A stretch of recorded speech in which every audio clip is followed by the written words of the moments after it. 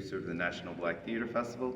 I'd like to welcome you to My Harlem Portraits on Holy Ground 2022. This is the 17th biennial National Black Theater Festival. It was founded by Larry Leon Hamlin in 1989. We attract upwards of 60,000 people to Winston-Salem, have generated over $235 million for the economy, and we're coming back strong in 2022. We actually had to cancel the 2021 festival, but the energy and excitement, everybody has been longing for that reunion this year. We honored Ben Vereen, Lifetime Achievement. Chester Gregory is back to do The Eve of Jackie. The last time, it's the final time he will perform that play anywhere. Harry Lennox, the list goes on and on. Don Lewis. We've been having a great week. We're halfway in. The crowds are out. The shows are pumping. We're having a great time. Make sure you're back here in 2024 for the National Black Theater Festival. We're coming back strong. Thank you, Black Theater, for making this happen. This is Holy Ground. And you are the director, the artistic director for North Carolina Black Theater Repertory? I am the producing artistic director of the North Carolina Black Repertory Company. We actually produce the National Black Theater Festival. We also do a season of shows. Our season this year is we have 2 shows at the festival, 3 shows actually. We have a world premiere, Succession by Charles White. That's the first world premiere of the National Black Theater Festival ever. Freedom Summer by Cynthia Grace Robinson, and The Golden Tales of Hip Hop by Charles Burks, which features members of our teen theater ensemble.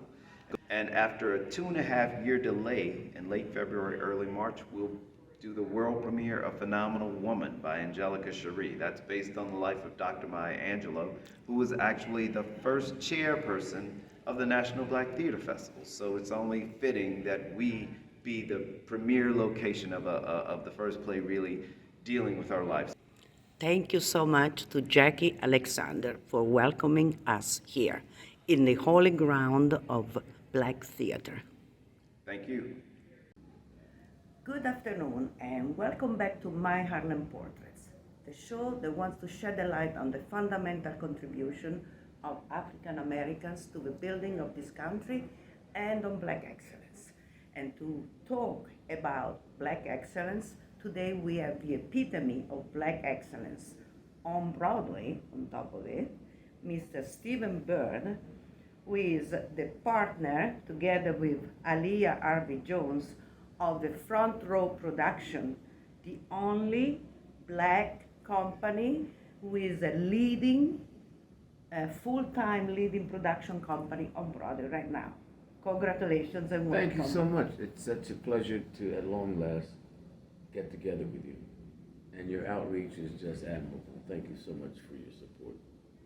Thank you. I do it because I love theater and I need people to understand, especially in Europe, what is the incredible added value that African Americans have given to this country from the very beginning, on top of having built it for free. You know, I always say we stand on the shoulders of so many who've gone on before us, and I don't mind anyone standing on my shoulders as long as it's not CeeLo Green or Reuben Studdard. You know? You're absolutely right. I'm sorry. So, to introduce you, it's a very huge task because you have done so much, and the most incredible shows on Broadway, they've been produced by you and by Aliyah. And I'm gonna start with the last one, which is still running, started in February 2022, MJ the Musical, that is breaking all kinds of records, right? And then you had Ain't Too Proud, The Life and Times of the Temptations, another record-breaking show, production. Yes. I saw it 4 or 5 times. American Son, Eclipsed, Romeo and Juliet, The Trip to Bountiful, A Streetcar Named Desire, Cat on a Hot Tin Roof, just to name the most important ones. Smokey Joe's Cafe and Cat on a Hot Tin. Yeah, Cat was just an incredible production to do. I didn't know you did Smokey Joe's Cafe. Yeah. It's one of my favorite, Yeah. favorite plays of all time, musicals of all time. It It was is. incredible. Yes, so we've got our fingers in a lot of these different pies, and so it's just a joy to see. As I've always said, there's an audience between Tyler Perry and August Wilson, Yes. which we take that lane in the middle, and to see the audiences which are so diverse, and some people who've never been to theater before. I mean, I remember when we first did Cat on a Hot Tin Roof, audience would come in and late, and they say, "Can you start it over again?" What? Oh my God! I never heard of that before. Yes. And how they would respond to the audience and talk back to the cast. I mean, it was the scene, I'll never forget, with James Earl Jones with Felicia Rashad when he's playing Big Daddy. And he says, "Pick it up, pick it up." And the audience, one of the members in the audience says, "Oh, no, you don't." You know? So that's the fun part of looking at bringing new audiences to Yes. Broadway. Which is really, I love it. I love the I do. participation. I do. Because It's true audience participation. yes, the first time I went to a show, it was a totally black show with a black audience, and this participation is there, and it makes, I think it makes it fantastic. It livens it up. Yeah. You know, it livens it up. So yeah, that's great. So, you were a businessman. You come from Wall Street. What made you turn your life around by changing this kind of career and producing musicals and plays on Broadway? I was taking a vacation actually, and a couple of young guys came up. I was referred. They were referred to me for investment, and they were doing a film called New Jack City, Oh, yes. and they were looking for investment. And so I thought I wanted a little excitement, and so I invested in it, and it did very well. And I became very, I don't like to invest in anything that I don't have knowledge of or not in some way educated about.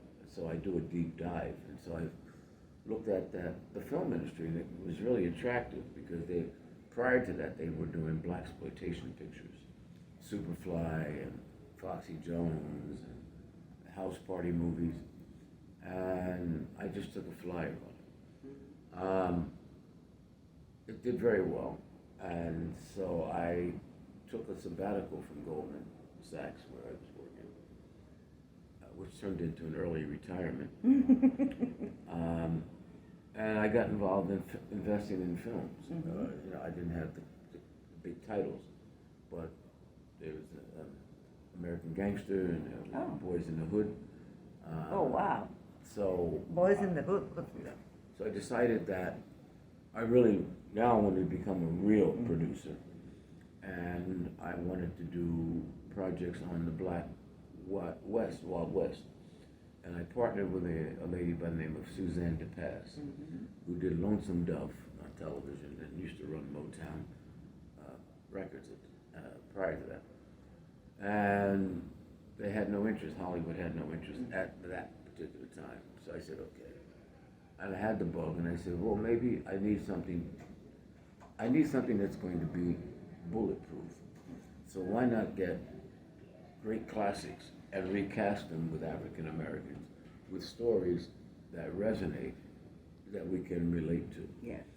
So I went for Cat on a Hot Tin Roof and Streetcar, and the executive of the Tennessee Williams estate was a woman by the name of Maria St. Just, and she said, the definitive versions of both have been done already. I said, I beg your pardon, they have not. So we went back and forth.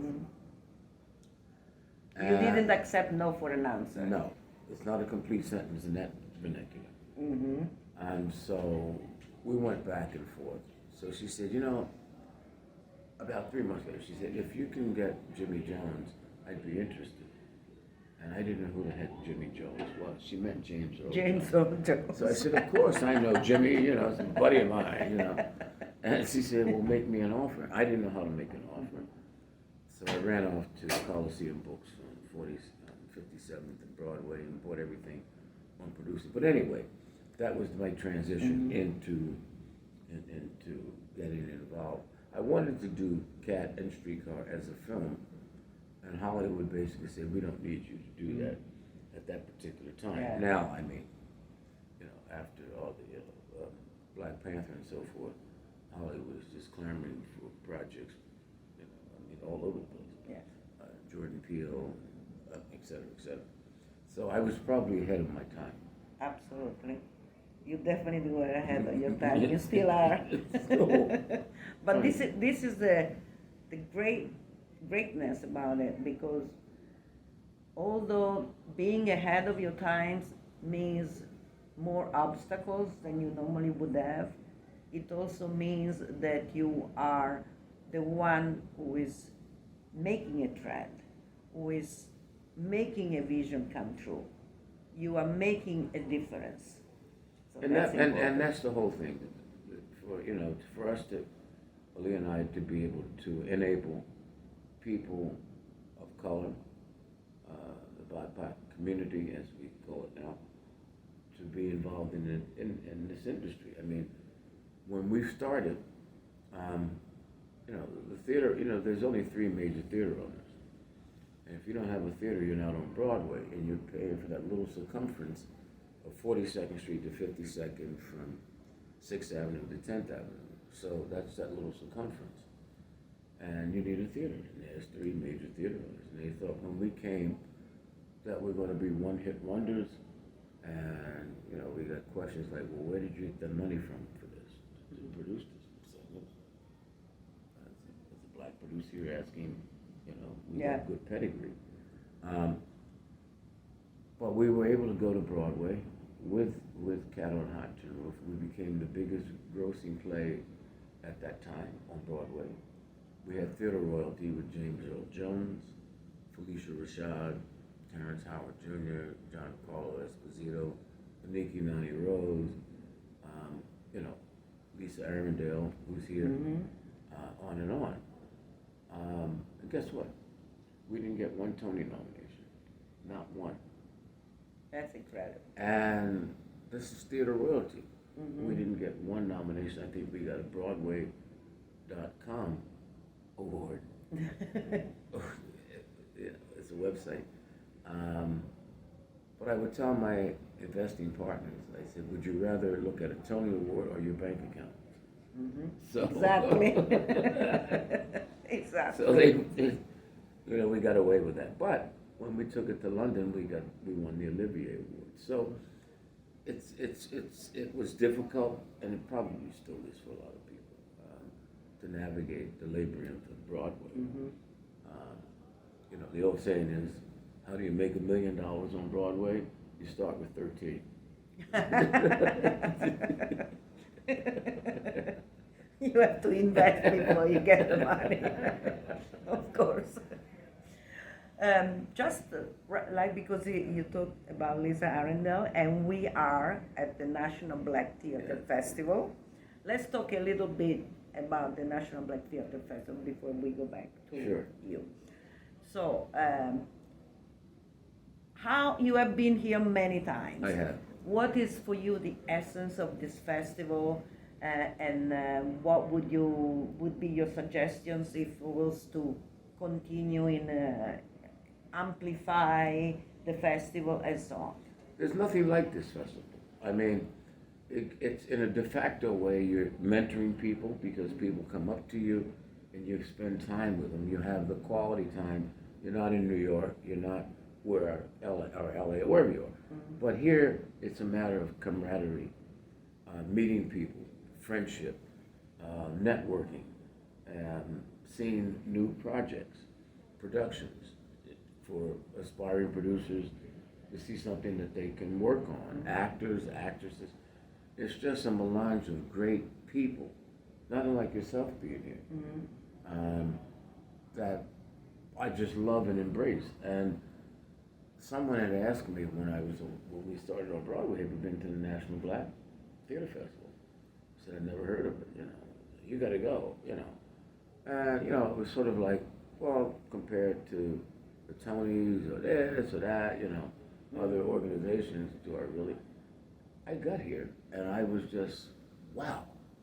And when the pandemic hit and we were down for 2 years, it was like, what am I gonna do in July, August, with my people? I gotta see, and there's just something about the festival and the job that Jackie Alexander has done. And you don't realize the work that goes into this until you're here.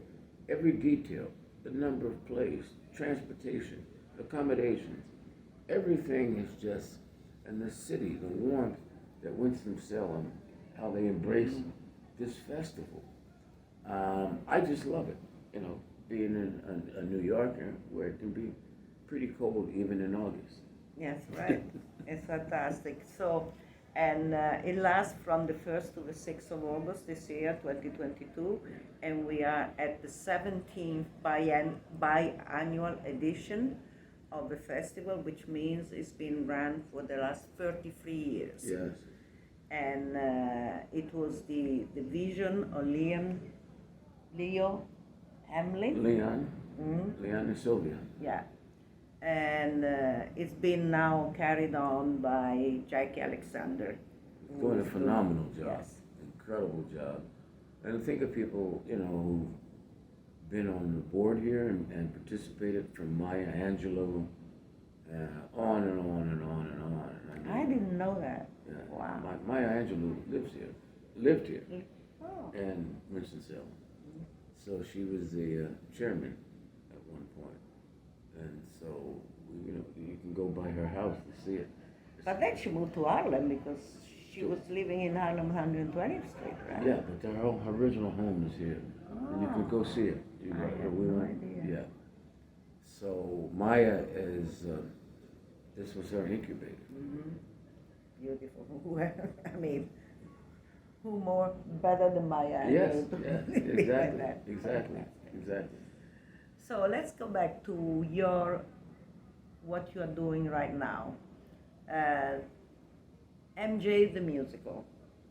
Tell us a little bit about that because I haven't seen it yet. I have to see it. Oh, wow. I haven't seen it. MJ,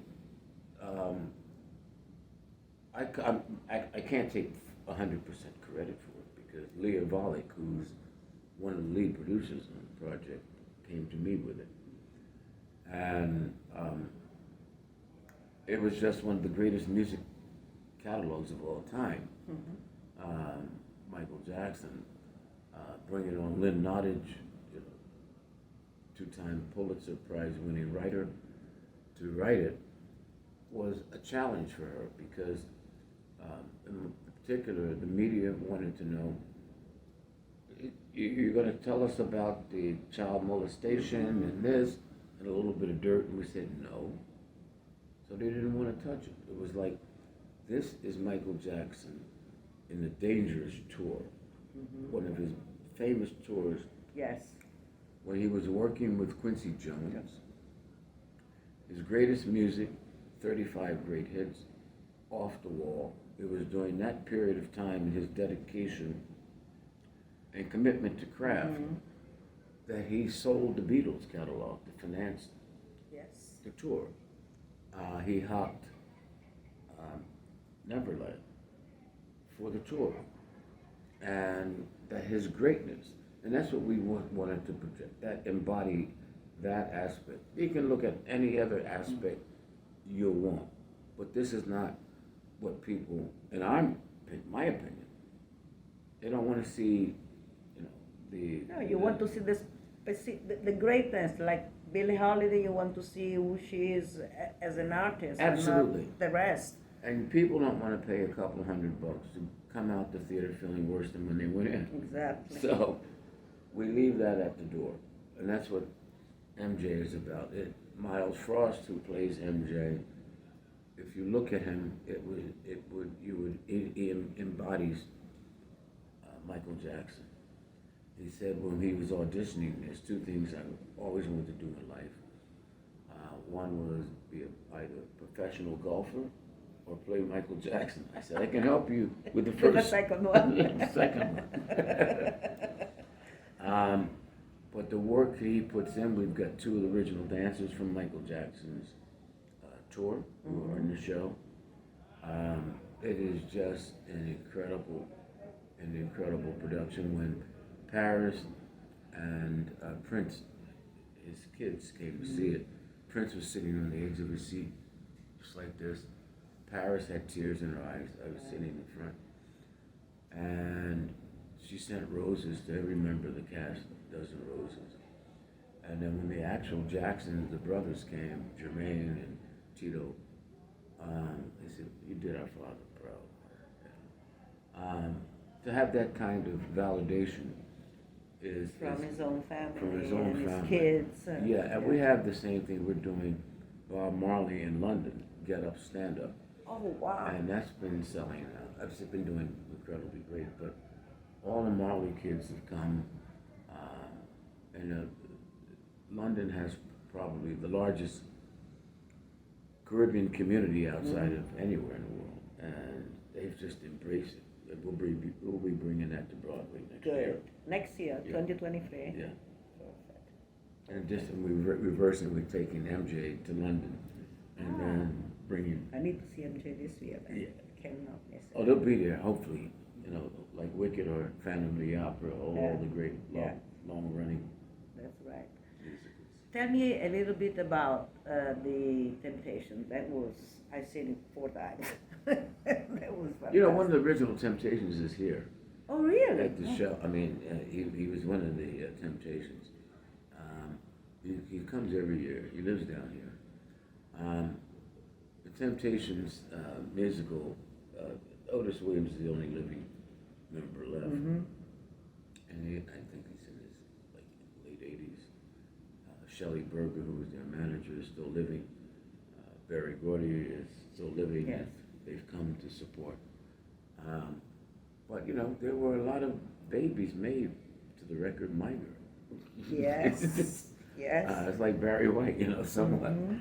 You know, those are legacy hits. And you always remember what you were doing when you hear the Temptations or Motown record. You know, every group was different. Their choreography was just extraordinary. Yeah. And Sergio Trujillo, who does and did the choreography for Ain't Too Proud, is just incredible. He did Jersey Boys as well. Yes. So yeah, we're bringing that to London. It was an amazing, very beautiful. Yeah. Let's talk a little bit about the diversity that Broadway is finally embracing compared to years ago when it was much less. What you think about that?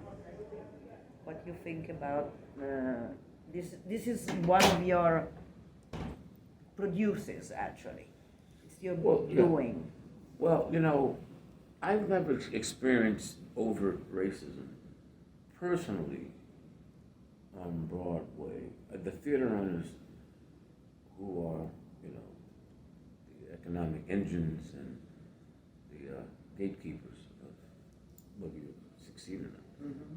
They're really concerned with, do you have your money? Do you have your Yeah. budget? And so the Schuberts, in particular, Jerry Schoenfeld, who was at that particular time been the head of the Schubert organization, embraced us. We surrounded ourselves with the right people who supported us, not knowing what we were doing. I basically found our attorney, Donald Farber, as a result of reading all of his books on producing. Mm-hmm. And, you know, Don was like the godfather of the legal of theater law. And we went to him and he said, you know, I felt like I met a long lost brother. Mm-hmm. I mean, he was just that inclusive. And he taught Ali and I a lot of what we know today. He, in a de facto way, mentored us we would look, he said, you're gonna need a general manager. I said, who do you recommend? He'd give you a list, not unlike a doctor, would give you 3 different recommendations, not to be impartial. And so we had to make the right decision. And he pointed us in the right direction. So I didn't experience racism and like I said, in your face over. We wanted to have people of color in every position that we could find and hire. And that was the difficulty at the time. I think that perhaps we were somewhat naive to what racism really existed in the industry. It primarily came from the union and hiring, the stage managers, this one and that one, people, electricians, the behind the scenes people where, these people are making $300,000-$400,000 a year. No college education required. And nary a person of color in those positions. And we didn't have the juice to sort of say, you gotta have, we want. It was like, we just go about our business. And slowly, it's evolved because these are jobs that are handed down to their family members and friends in the union. And to this day, I think it may have changed. They may have moved the needle a little bit post George Floyd, Yes. but not a lot. Not at all. And so it's primarily the unions on Broadway that are the obstacle to inclusion and diversity. I think now, not unlike the civil rights movement, post George Floyd and the pandemic, everyone has now gotten religion, and so you will find people of color all over Broadway. Yes. Matter of fact, there's a couple of new African American producers that have paid their dues and come aboard, and they've got their names up as producers and or co-producers. So That's pretty good. We're making progress. The Harlem News, which is a paper I write for also sometimes, my editor for the entertainment, we publish twice a year now. A whole section is, I think, is about 10 pages on blacks on Broadway. Wow. Yes, and it's really, really interesting. It's Linda Armstrong. Oh, that yes, does Linda, that. yes. She does that, Yes. and it's fantastic. And you can see with the years that I've been here, how many pages, they increase every year, more and more pages, because there is more and more diversity on Broadway. Absolutely. In backstage and on the stage. In all capacities, and it's amazing to watch it. I've been at this for 17 years. Leah and I have been together for 15 of those 17. And it's amazing to see how it's evolved and continues to evolve. But again, it's Broadway, and it's all about, the theater owners will tell you, we're not producers. We have no empathy per se. We are real estate owners. So we're real estate people first, and you got that cold-hearted, the business aspect of where you're at. Yeah. 2 more questions. Advice for someone who wants to get into producing, and also a little bit about the fact that there is a movie now here, a documentary that is shown at the National Black Theatre Festival, produced by Count Stovall, where you and Aliyah and other great producers and so on are present, your subjects, and it relates a history of black producing and black music and films and theater, right? Yes. Advice, find a project that you're passionate about. And then you will follow, that will dictate where it goes. Yes. But that's the biggest thing. If you're just starting to learn to produce, um, try to be involved with get to know a producer or someone who's doing a project that's going to Broadway and get involved with them in some capacity, hopefully helping to raise money where you get a credit to have your profile raised, where you become branded to some degree. But that's the most That's important. amazing. Yes. And what about this documentary that Count Stowell is producing? You know, Count has been in 2 of our plays. I just love Count. His historical knowledge of theater and television. He was a pioneer. I look at Count's pictures back in the day. I mean, he was the Earl Flynn, the black Earl Flynn of our days, you know, or Cary Grant. Yes. And Count ain't looking too bad now. Oh, but no, but looks such pretty a good. dedicated individual and committed to supporting and exposing what we're about. I mean, you know, I don't stop to smell the roses to the extent of saying I'm beating my chest that, gee, look at what you've accomplished. I don't do that. Count has done that. He says, you know, what you've done for theater you don't realize. And perhaps it's good that I don't stop to, from an egotistical or narcissistic standpoint, stop to think about that in that sense, but just continue doing what we're doing, which we love what we're doing. So it's visceral. Yes. So this is a story of black theater, really. Yes. The history. And it's... And you should see it because it's edutainment. Yes. You know, you'll be able to learn from us who are still here while we're here. It's great picking up those little gems of our experiences, which we didn't have. I didn't have the fellowships like we have a fellowship, the Front Row Productions Fellowship, where we sponsor an aspiring producer. It's in partnership with Columbia University. We give them $50,000 to develop their own project, as well as taking classes at Columbia University, which is just incredible. Yes. We didn't have that when Aaliyah and I were starting. We didn't have that. So now, this is how it's evolved when you ask, again, how it's evolved. These kind of programs and embracing these programs for people of color who haven't had the opportunity or wherewithal to become producers.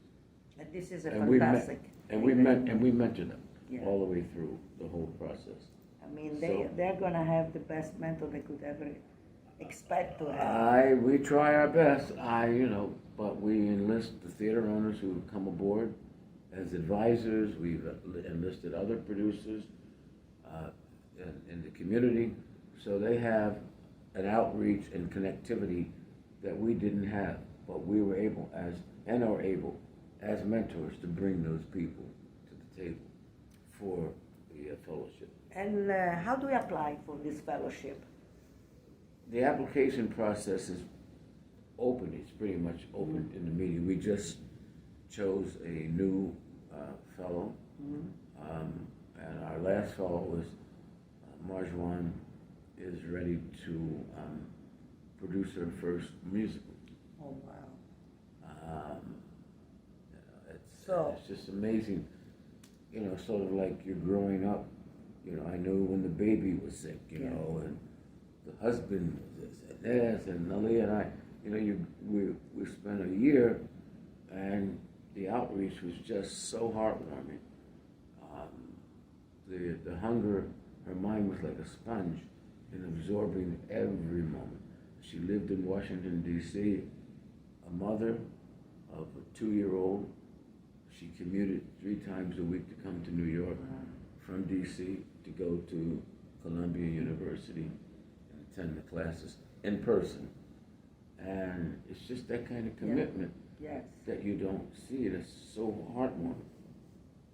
Fantastic. So this is something to think about. Those of you who want to become producer, this fellowship is a dream come true. Yeah, the Front Row Productions Columbia University Fellowship. thank you so much for this fantastic conversation, for giving me your time Thank you. in this beautiful festival of the National Black Theater Festival of Salem, where there are something like 130 plays running right now. And 50,000 people plus coming in from all over. So thank you again. Thank you to our viewers. See you the next time, next Saturday, 12:30. Bye-bye. Ciao.